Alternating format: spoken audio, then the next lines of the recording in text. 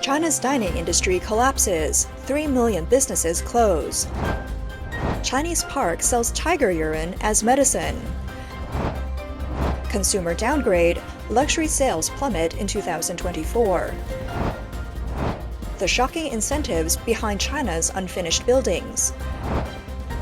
Hotels rent unused rooms for an unusual purpose. This story highlights the struggles faced by a Shanghai restaurant owner. Once running several successful restaurants, he now has nothing left. The difficulties for those in the restaurant industry in 2025 are heartbreaking. 2025年1月1号下午3点 On January 1, 2025, at 3 p.m., my last restaurant closed. I just let all my staff go. I've promised them that by the 8th, I'll pay all their wages, including overdue water and electricity bills, rent, and salaries, amounting to over 500,000 yuan. Half an hour ago, I made more than 20 phone calls, but I still couldn't find a solution. Honestly, I don't know what to do anymore. After working hard for over a decade, I've lost even the last shred of hope. Half a lifetime of effort has only led to a mountain of debt. 武汉的餐饮今年到底有多难？ How tough is it for the restaurant industry in Wuhan this year? Just look at this street and you'll know. This is Jinronggang Road, once a bustling street for late-night dining. It used to be packed with people, but now, as you can see, many restaurants have shut down. Those that once required transfer fees can't find buyers. And landlords now offer direct rentals. But even that isn't working. If nothing changes, the Chinese New Year of 2025 could be the quietest for the restaurant industry in history. To restaurant owners hoping to break even during the holidays, I'd say don't keep your hopes too high. Look at the business districts after New Year's Day, completely deserted. Even the busiest restaurants can only serve a few tables daily. The main issue is that consumer spending has downgraded, and people just don't want to go out anymore. China's weak economy and severe consumption downgrade have plunged the restaurant industry into a harsh winter. Streets that were once vibrant are now filled with for rent signs. According to the Chinese restaurant industry media Hongcan Network, contraction and closures were the buzzwords for 2024. Reports of exits, withdrawals, and founders fleeing their businesses have flooded the news. Data shows nearly 3 million restaurant closures last year, a record high. Over the past year, many restaurants, from full service to tea shops, cafes, bakeries, hot pot chains, dessert stores, buffets, snack bars, pubs, and barbecue joints, have quietly disappeared. Analysts point out that whether these businesses closed entirely or downsized significantly, they likely faced common challenges: an unprecedented external environment, shrinking middle-class assets, and consumers opting for more affordable dining options. Declining foot traffic and rising operating costs have made it nearly impossible for trendy or high-end restaurants to keep customers coming back. At the industry level, data shows there are 7 restaurants for every 1,000 people in China, the highest in the world. This indicates severe overcapacity, intense competition, and increasing closures. Food writer Oh Feng observed that after a period of rapid growth, the restaurant industry has entered a phase of stagnation and decline. He predicted that if the broader economy improves this year, the restaurant sector might recover by year-end. However, a major shakeout is inevitable, and the first half of 2025 may bring an even greater wave of closures. Shanghai Chuandao founder Wang Yugang noted that many restaurants are stuck in a vicious cycle. No discounts mean no traffic, but discounts don't bring profit. The wave of restaurant closures will continue until supply and demand stabilize. Oh Feng emphasized that in 2025, restaurant owners must focus on closing unprofitable stores or those who have lost their ability to generate income. Industry insiders recommend focusing on cost reduction and efficiency improvements to stabilize operations. The key areas to address are food, rent, labor, and miscellaneous costs. Only by tackling these aspects comprehensively can businesses hope to survive. Data from Hongcan Network reveals that as of December 2024, 103,000 new bakeries opened, while 95,000 closed, resulting in a net growth of fewer than 8,000. Between November 2023 and November 2024, over 300,000 hot pot restaurants shut down, making hot pot the hardest hit sector. Nearly 197,000 tea shops also closed, leading some in the industry to label tea shops a black hole for startups. By the end of November 2024, An Da-wei, founder of Beijing Whale Rise Catering Equipment, had recovered assets from 2,000 closed restaurants, nearly triple the number from 2023. Over 60% of these closures involved chain brands, with hot pot and tea shops hit hardest. The restaurant industry's reshuffling, with shorter life cycles for brands and a growing elimination rate for small and medium-sized businesses. According to experts, Beijing may need to close around 35% of its restaurants to restore the 2019 supply-demand balance. In Guangzhou, a 500-meter stretch of an old street has seen several restaurant closures or transfers, reflecting just the tip of the iceberg. Tiger urine, freshly collected, freshly bottled, freshly sold. Only 50 yuan per bottle. It's said to help with bruises, muscle soreness, rheumatoid arthritis, and more. You can use it externally, or even drink it. If you think I'm joking, I'm not. This bizarre scenario is happening at a wildlife park in China. Even more unbelievable, it's selling like hotcakes. The accompanying photo shows 3 transparent bottles filled with a brownish liquid, labeled in both Chinese and English. Tiger urine, 50 yuan per bottle. According to the description on the bottle, tiger urine is claimed to treat rheumatoid and external arthritis pain, bruises, and muscle soreness. Luckily, or perhaps intentionally, other than the words tiger urine, 50 yuan per bottle, the rest of the label is in Chinese only. Maybe it's mercy for foreign tourists, sparing them from total shock. The instructions suggest mixing the product with alcohol or using ginger slices dipped in the urine for external application. If consumed internally, buyers are advised to watch for allergic reactions and discontinue use if any occur. Park staff explained that each bottle contains a quarter kilo of tiger urine, and it's a popular item. When asked about how they collect it, staff revealed, "We place bowls in the tiger's den, collect the urine, and then bottle it for sale." You have to admire the entrepreneurial spirit here. The park isn't just making money from ticket sales. They've figured out how to monetize even the tiger's urine, truly leaving no resource unused. But does tiger urine actually have any medicinal value? An experienced Chinese medicine practitioner clarified that while there is a traditional herb called tiger urine, it's not actual urine from a tiger, but rather a type of plant. Actual tiger urine has no known medicinal benefits. Tiger bones, however, were historically believed to treat rheumatism, but the use of tiger parts is now prohibited as tigers are protected animals. Additionally, the park staff confirmed that the urine is not sterilized or treated in any way before being bottled. Animal waste often contains harmful chemicals and pathogens that could be dangerous to humans.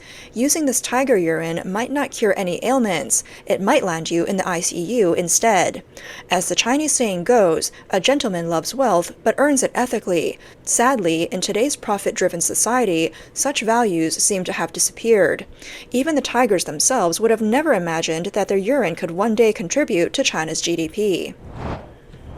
China's slowing economy and rising unemployment have ushered in a new era of downgraded consumer spending. Luxury goods, once favored by the middle class, have seen a sharp decline in sales. Reports indicate that China's luxury market sales in 2024 are estimated to have dropped by 18 to 20%, with projections for 2025 remaining flat compared to last year. According to Economic Observer, Bain & Company released its 2024 China luxury market report on January 21st. The report highlights several factors behind the decline, including low consumer confidence, the recovery of outbound travel, and increasing spending abroad. As a result, luxury market sales are expected to fall to levels last seen in 2020, with the steepest drop in the third quarter. The fourth quarter showed slight improvement due to government economic stimulus measures. By category, beauty products performed relatively well, particularly perfumes and premium skincare. However, jewelry and watches fared the worst, with sales plummeting 28 to 33%, driven by consumers shifting preferences towards assets with better value retention and experiential products. Hainan's duty-free market also suffered, facing competition from other domestic duty-free stores, pressure from neighboring countries attracting Chinese tourists, and fierce price wars among Chinese e-commerce platforms. Duty-free sales in 2024 dropped by approximately 29%. The report notes that with the resumption of outbound travel, 2024 marked a turning point as the pandemic-era boom for luxury goods ended. The luxury market in China is expected to remain weak in the first half of 2025, but there is cautious optimism for a rebound in the second half. Overall, 2025 is projected to mirror performance. Bain & Company's global partner, Xinwei Wei, commented that the recovery of outbound travel will continue to put pressure on China's luxury market. A recent video from a Douyin creator has exposed a disturbing truth about why many unfinished buildings in China are never completed. In the video, the creator explained, many people don't understand why these buildings, which are almost finished, suddenly stop construction and are left to decay. The reason is simple. It's not because there's no money, but because leaving them unfinished makes more money. He elaborated, developers use these properties to secure one mortgage, a second, and even a third, raising up to 20 billion yuan. Through this process, the money legally ends up in the pockets of developers and their backers. He further stated, developers then funnel this 30 billion yuan into a new project. The new project is designed to fail. It's guaranteed to lose everything. Does the developer feel bad about the loss? Not at all. The loss is how the money becomes theirs. If the project makes money, it goes back to financial institutions. By failing, the money gets laundered into the developer's own funds. Then, when the new project fails, the developer declares bankruptcy, and the unfinished buildings are left for others to deal with. The creator criticized the system, saying, it's a perfect setup. Laborers have no responsibility, regulators have no responsibility, and developers walk away scot-free. Only the ordinary citizens are left to swallow the bitter pill.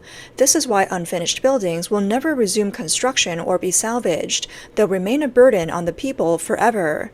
Now do you see the disgusting truth behind unfinished buildings? Many viewers expressed shock after watching the video, commenting, I had no idea it was this disgusting. Others worried about the effectiveness of the Chinese Communist Party's measures.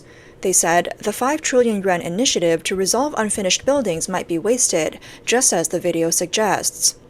On January 12, 2024, Li Yunze, secretary of the CCP Financial Regulatory Administration, stated during an annual meeting that over 5 trillion yuan, approximately 680 billion US dollars, in loans had been approved in 2024 under a whitelist financing mechanism to address the unfinished building crisis. However, Professor Xie Tian from the University of South Carolina's Business School criticized the move, saying this 5 trillion yuan is primarily aimed at protecting the CCP's elite and supporting its own government, not genuinely helping struggling citizens or the troubled real estate companies caught in the crisis. He added, completely solving China's real estate problems would require far more than 5 trillion yuan. The bubble is too massive, affecting projects across all provinces and involving billions of homeowners. It's an impossible task. A report from Goldman Sachs echoes this concern, highlighting the explosive growth in local government financing vehicles. From 16 trillion yuan in 2013, hidden LGFV debts surged to 53 trillion yuan by the end of 2022. Some estimates suggest local government debt in China might exceed 100 trillion yuan. According to the Wall Street Journal, years of rapid real estate development in China have led to excessive expansion and a surplus inventory of over 90 million empty homes. If these homes were filled with 3 occupants each, they could house the entire population of Brazil. Financial commentator Gu Qingqiu highlighted that local governments are teetering on the brink of bankruptcy due to the bursting of the real estate bubble. Meanwhile, Chinese real estate companies, burdened by overexpansion, are overwhelmingly insolvent and nearing collapse. He warned that new crises similar to Evergrande are on the horizon. Gu stated, China's unfinished buildings have already caused a social crisis. Banks and local governments are scrambling to provide bailouts, while the public's anger over paying for homes they cannot move into continues to grow. For the Chinese Communist Party, this is a major crisis. The 5 trillion yuan the government has allocated to address this issue is nothing more than a drop in the bucket. Professor Xie Tian added, although the CCP has printed massive amounts of money, it remains concentrated in the hands of the elite. The government hopes to attract foreign investment into the real estate market to ease tensions, but instead of investing, foreign capital is pulling out of China. No one wants to step into the murky waters of China's real estate market. It seems inevitable that the oversupply and bubble in China's real estate sector will ultimately lead to a collapse. When that happens, countless citizens, businesses, and banks are likely to go bankrupt, and the resulting economic shock and recession will be unavoidable. Amid China's economic downturn, hotels have come up with creative strategies to attract customers. A graduate student from Wuhan, nicknamed Xiao Yu, recently spent 100 yuan to book a short-stay hotel room offering access to commercial-grade washing and drying machines worth tens of thousands of yuan. During her stay, she washed more than 10 pieces of clothing and documented the experience in detail, creating a hotel laundry guide. Her post went viral online, garnering 290,000 views. Soon, renters and college students who live in dorms turn to hotels as an alternative laundry solution, transforming short-term rooms into de facto laundromats. Xiao Yu observed that hotels welcome these bookings as a way to make use of idle resources, maximizing room usage throughout the day. She remarked, for hotels, this is an effective way to utilize downtime. The more time slots booked, the better. Many netizens noted that using a hotel room to wash large items like coats, blankets, and duvets can cost far less than professional laundry services. Customers gain access to high-end machines that leave clothes exceptionally soft and fluffy. Additionally, guests can rest in the room while doing laundry, making the experience superior to visiting a laundromat. For some, this has become the ultimate cost-effective choice. Some students have even split the cost of a room with friends to save money and wash more clothes. However, hygiene concerns have been raised, with suggestions to avoid washing intimate clothing. Hotels have posted notices discouraging strangers from sharing a room for laundry purposes due to safety and sanitation risks. Struggling with low occupancy rates, many hotels have turned to initiatives like short-stay rooms for laundry to revitalize idle resources and increase the frequency of room rentals. This concept has sparked new ideas across the hospitality and service industries, encouraging a deeper exploration of unused spaces. Potential shared space innovations could include study rooms, interview rooms, or social hubs to meet diverse consumer needs. Professor Li Bin at the Tourism Science Institute of Beijing International Studies University noted, hotels have long sought ways to better utilize existing resources. The costs associated with water, electricity, detergent, and machine wear and tear are relatively low. By converting guest rooms into short-stay spaces with hourly rates, hotels can significantly improve occupancy and increase revenue. The idea has sparked mixed reactions online. Some praised it as a win-win solution, with comments like, renting a short-stay room to wash a big batch of clothes makes good business sense for both sides. Others criticized the practice, saying, turning hotels into laundromats is taking things too far. Meanwhile, others defended the approach, arguing, as long as guests pay for the room, they're entitled to use its facilities however they want. People are overthinking this.